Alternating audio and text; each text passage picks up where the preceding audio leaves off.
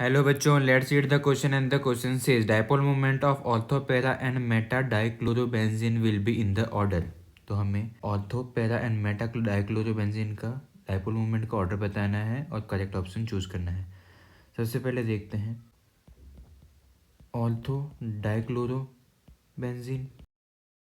इसका स्ट्रक्चर ये होगा, हमारे पास बेंजीन है, उसके ऑर्थो पोजीशन पे लगी होगी। अब जो इसका डायपोल मोमेंट है, यहाँ पे जो कार्बन है इसके ऊपर आएगा पार्शियल पॉजिटिव, क्लोरीन पे आएगा पार्शियल नेगेटिव।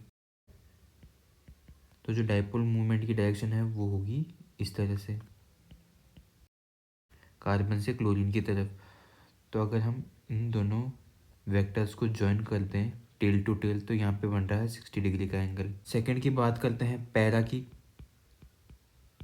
तो यहाँ पे जो क्लोरीन है हमारे, वो दोनों एंड्स पे लगे होंगे। और यहाँ पे अगर डायपोल मोमेंट के वेक्टर की डायरेक्शन देखें तो ये होगी इस तरह से। दोनों वेक्टर के बीच में अगर एंड टू एंड इनको ज्वाइन कर दें तो इनके ऊपर बनेगा 180 डिग्री का एंगल। थर्ड की बात करते हैं मेटा की। तो मेटा का स्ट्रक्चर होगा कुछ इस प्रकार,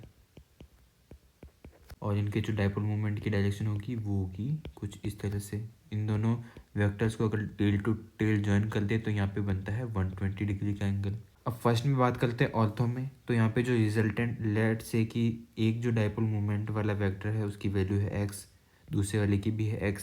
तो हमारे पास जो नेट आ जाएगा वो आ जाएगा √3x। इन केस ऑफ पेरा, यहाँ पे जो दोनों वेक्टर एक दूसरे को कैंसिल कर देंगे, जो नेट वैल्यू आ जाएगी हमारे पास वो है 0। एंड थर्ड की बात करते हैं मेटा। तो क्योंकि ये 120 डिग्री पे है, तो जो हमारा इनका नेट रिजल्ट आएगा डायपोल मोमेंट का वो आ जाएगा x। तो हम कह सकते हैं कि ऑर्थो का सबसे ज़्यादा होता है, फिर मेटा का है, देन पैरा का। तो हमारा करेक्ट आंसर हो जाएगा option D. Hope understood it well, all the best.